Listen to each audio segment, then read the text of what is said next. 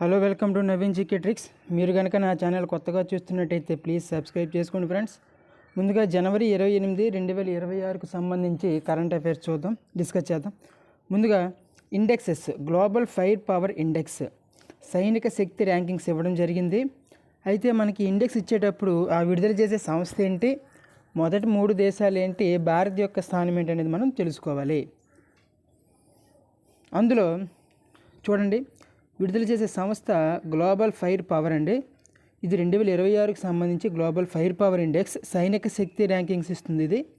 అయితే ఇందులో మొదటిగా అమెరికా, రెండవది రష్యా, మూడవది చైనా, నాలుగవది ఇండియా. సో ఇక్కడ స్కోర్ కూడా తెలుసుకోండి. 0.0741 America, 0.1346 India. Pakistan rank 14th, last rank Bhutan 145. ఇక్కడ మనం గుర్తుపెట్టుకోవాల్సింది మొదటి 3 ర్యాంకులు అమెరికా, రష్యా, చైనా. ఇండియా 4వ స్థానంలో ఉంది. Next one, wings India 2026. ఇది తెలంగాణలోని హైదరాబాద్లోని బేగంపేట విమానాశ్రయంలో నిర్వహిస్తుంది. అయితే ఇందులో విమానాల ప్రదర్శనలు అలాగే వివిధ చర్చలు అనేది జరగడం జరుగుతుంది. అయితే ఇక్కడ మనకి ఏం గుర్తుపెట్టుకోవాలంటే, వింగ్స్ ఇండియా ఎక్కడ నిర్వహించబోతున్నారంటే తెలంగాణలోని బేగంపేట విమానాశ్రయం, అలా గుర్తుపెట్టుకోండి చాలు. నెక్స్ట్ వన్, రీసెంట్గా యూరోపియన్ యూనియన్కి సంబంధించి మనం వార్తల్లో చూస్తున్నామండి. గణతంత్ర దినోత్సవానికి అతిథులుగా విచ్చేయడం జరిగింది మనకి ఉర్సులా వాండర్సన్ గారు, అలాగే ఆగస్ట్ కామ్టే గారు. అయితే ఇక్కడ మనకి యూరోపియన్ దేశాలకి మనకి భారత్కి మధ్య స్వేచ్ఛా వాణిజ్య ఒప్పందం జరిగిందండి.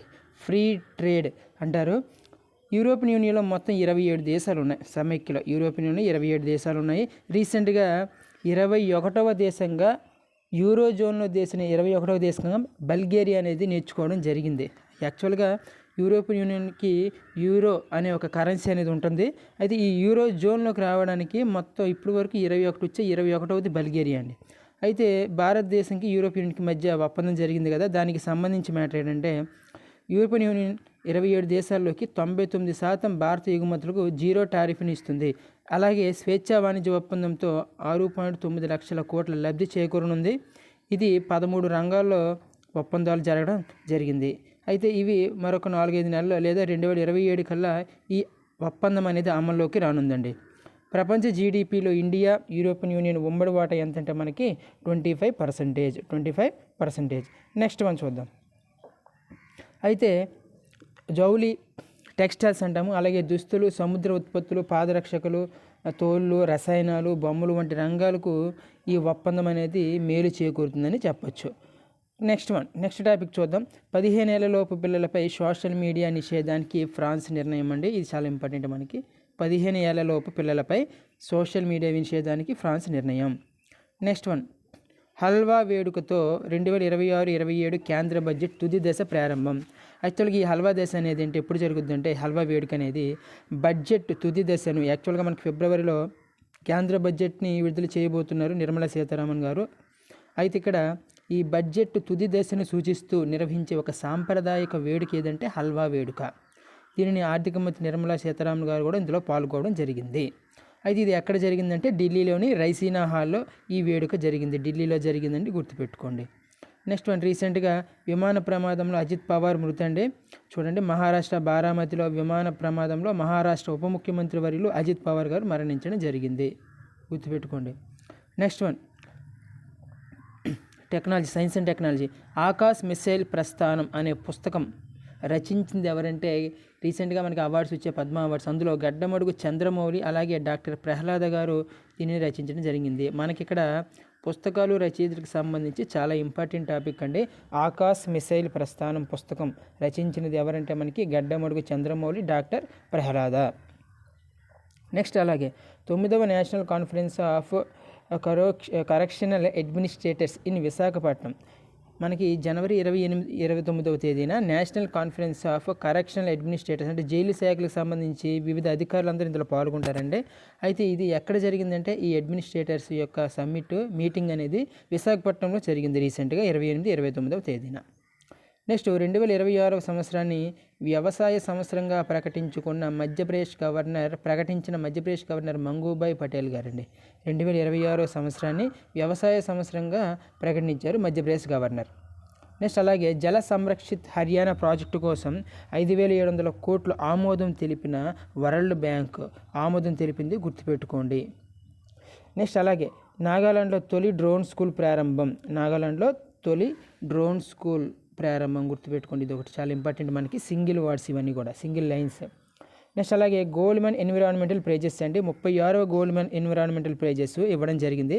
అయితే ఏంటో చూద్దాం ఎంతమందికి వచ్చిందంటే, ఇది మొత్తం పర్యావరణానికి సంబంధించింది ఇవి అవార్డ్స్. అయితే ఇవి 7 రావడం జరిగింది. బాత్ముంకు లూసందాస్, సేమియా గర్చి, అలాగే బెస్జానా ఉల్సినికా, నెక్స్ట్ అలాగే Carlos Mallo Morena and Lauren Allen and మారిలాజ్ కనిక్వెరీ. ఓకేనా, ఇవి గుర్తుపెట్టుకోండి. గ్లోబల్ ఎన్విరాన్మెంటల్ ప్రైజెస్ మొత్తం 7 రావడం జరిగిందండి. నెక్స్ట్ వన్ చూద్దాం. అంతర్జాతీయ డేటా గోప్యతా దినోత్సవం. అంతర్జాతీయ డేటా గోప్యతా దినోత్సవం 2026. ఇది మనకి జనవరి 28న జరుపుకుంటారండి. అంతర్జాతీయ డేటా గోప్యతా దినోత్సవం జనవరి 28న జరుపుకుంటారు, గుర్తుపెట్టుకోండి. అంతర్జాతీయ డేటా గోప్యతా దినోత్సవం అండి.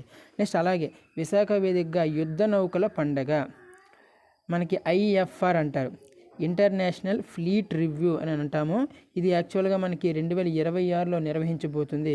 అది ఎక్కడంటే వేదికగా మన విశాఖ వేదికగా ఇది జరగబోతుందండి. యుద్ధ నౌకల పండగ ఇది ఫిబ్రవరి 15-20 తేదీల మధ్యలో జరగబోతుంది. అయితే ఇందులో మొత్తం పాల్గొనబోయే దేశాల సంఖ్య ఇంచుమించుగా 61 దేశాలు హాజరయ్యే అవకాశం ఉందని తెలపడం జరిగిందండి. ఇదండి ఈరోజుకి సంబంధించి.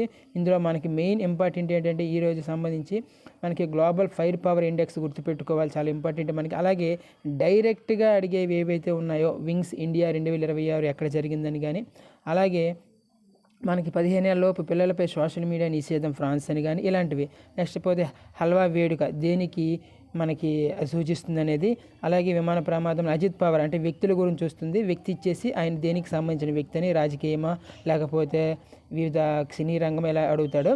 నెక్స్ట్ అలాగే బుక్స్ గురించి వచ్చేసరికి ఆకాశ మిసైల్ ప్రస్థానం బుక్ అనేది ఇక్కడ ఎవరు రాశారనేది అడుగుతాడండి.